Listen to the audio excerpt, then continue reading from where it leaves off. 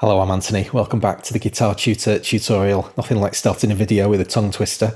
In today's episode, we're going to have a look at a couple of the extended functions, the key finder and chord builder features. You access them from the left-hand pane, which if you haven't seen episode 1, none of this is going to make very much sense.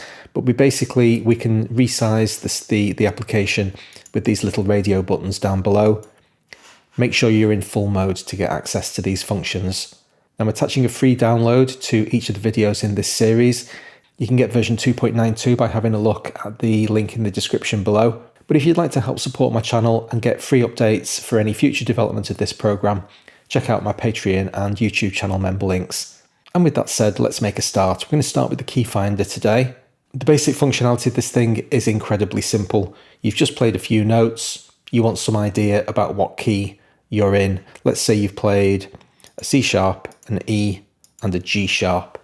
Now that's not very much information upon which to go. 3 notes does not make a scale. What Guitar Tutor's doing in this results list here is showing you every possible variant that contains those notes. Pretty overwhelming and not very helpful. However, let's say you end on the C sharp and you're pretty confident that whatever piece of music that you're writing, it's going to end up being in C sharp. That's going to significantly narrow down our options, and we can specify this with the key drop down. So we say we know we're in the key of C sharp, throw away every scale that doesn't have that as its root. And as you can see, we've got a much smaller list from which to pick now. At this point, you might want to experiment with some of those scales and say, well, what's it going to sound like if I throw some of these extra notes in?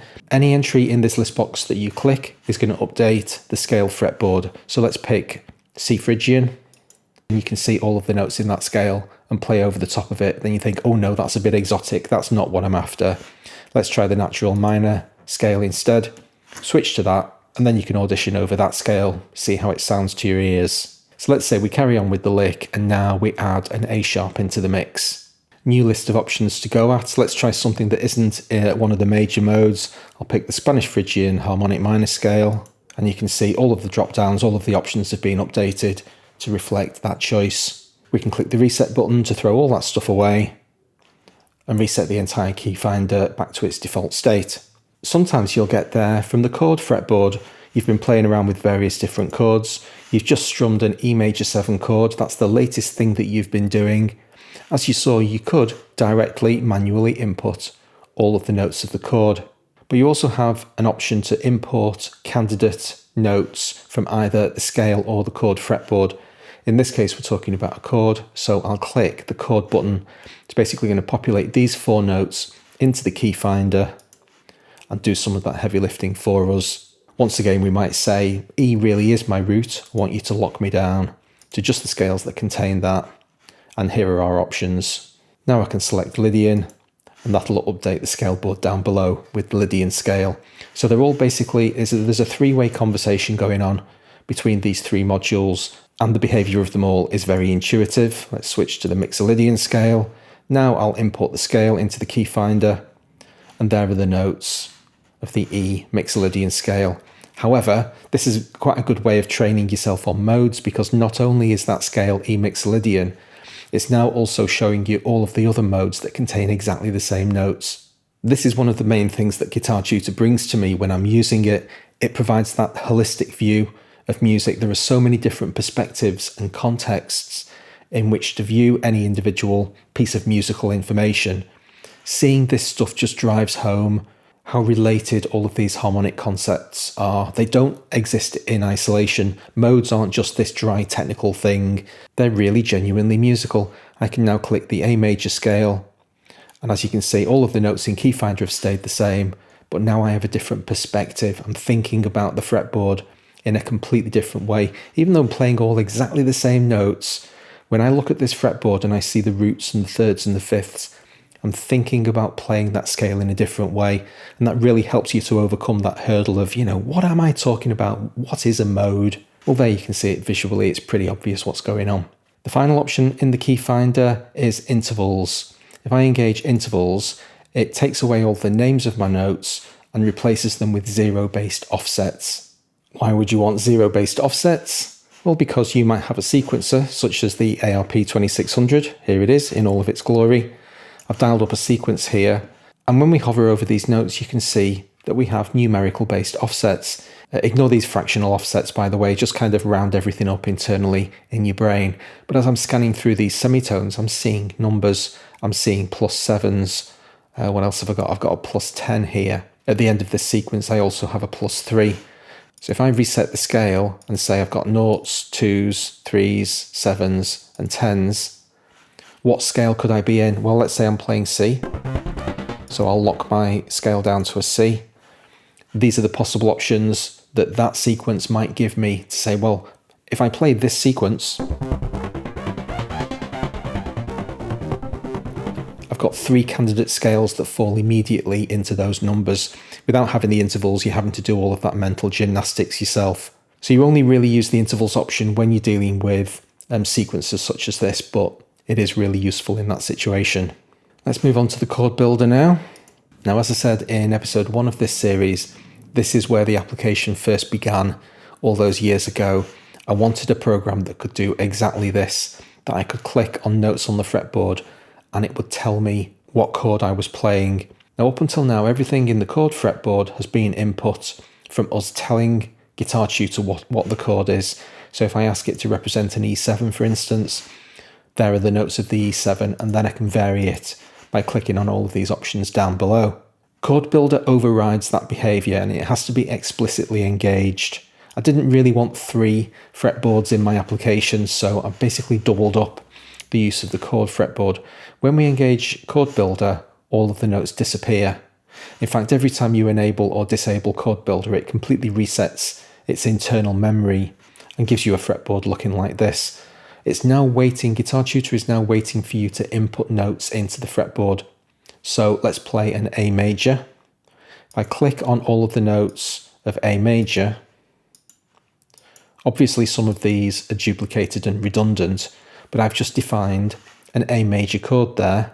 In this output on the left-hand side of the application, we see every chord, every chromatic chord. So there are always 12 options in this list that comprise those notes. Obviously, A major is a very strong candidate to be what you're actually playing, but it could be a C sharp minor augmented. That's a completely reasonable, totally different kind of context to think about those notes. But every one of these 12 options is always possible. It just becomes increasingly unlikely. So some of them, so for instance, the D sharp with no root, that's okay. Anything that you see no root is that's probably not what you're talking about. We've also got no third, so this isn't a D sharp, but let's carry on anyway. A D sharp 7, flat 5, flat 9 with no root or third. That's pushing the definition of a chord way beyond anything that I would ever consider to be acceptable. But Guitar Tutor doesn't make those presumptions. It will simply present you with every possible option, and it leaves it down to you to make some common sense of this stuff. The way that this fretboard works is that any fret that you click on overwrites the last clicked fret of that string. So as I click along the D string, you can never have 2 notes on the same string. And it doesn't matter where you input the notes, doesn't matter how physically impossible the thing is to play. Again, I'm making no presumption about the stretch of your fingers, but if you want to stretch from the 3rd up to the 15th fret, be my guest, that's the chord you're going to get. Let's do something a little bit more sensible though, that is actually a real world chord. This time I'm going to play some open strings, but then I'm going to play a chord on the strings inside that shape. So I've just defined the Hendrix chord, and here is our E7 sharp 9. Most people call that the Hendrix chord. Did you know that the Hendrix chord had no 5th? Well, there you go, it doesn't. Quick confession, one thing that I've never got around to implementing is the ability to retrospectively select these chords having clicked on them. It's inconceivably difficult. I've thought about it, and every time I've considered doing it, I've basically run away. It's just too hard. Maybe one day in the future, I'll get to the point where this is actually an interactive list box, and you can click in this thing and it then kind of retrospectively builds the chord. That's simply not how the chord builder currently works. So sorry about that, but trust me, the stuff behind the scenes to actually work out this stuff is pretty tricky. Scale only just basically filters this list down so that the options that it gives you for the possible chords that you might be playing are constrained to the notes of the scale in the scale board down below. It's taking away the option for you to consider the possibility of like secondary dominance or tritone substitutions. It's just a very simplified view of these are the notes of the scale, these are the chords hanging off the notes of your scale. I generally don't turn that on. I like to have all options available to me, and if I see a seventh chord, I'll think, oh, I wonder if that could possibly be a secondary dominance of one of the notes in my scale, and then, you know, that might take me off somewhere else. But if you want that simplified view, that's what it does. We can reset the chord builder, just throws all of the notes away, and we start building a new one. We can also inherit the underlying currently selected chord.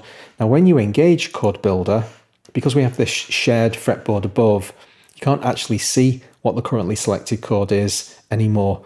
But 9 times out of 10, the way that you've got there is by clicking on chords in the diatonic map. So for instance, if I've clicked on a B minor 7, and then I want to kind of play around and manipulate some of these notes, I would engage Chord Builder, and instead of now manually inputting the notes for B minor 7, I can basically shortcut my way there by clicking the inherit button. And believe it or not, that is a B minor 7. Now then, that might not be the perspective of B minor 7 that you would expect to see. Perhaps you were thinking about barring the 7th fret and playing this F sharp here. That's ordinarily the way that I would play a B minor 7. Well, by default, Chord Builder inherits to the lowest position on the fretboard, but we can enforce a virtual capo on the Chord Builder. This drop-down box here that has no label because I basically ran out of space allows us to specify the minimum fretboard that we're allowed to play a note on. So if I specify 7, now it's going to define that chord from that perspective.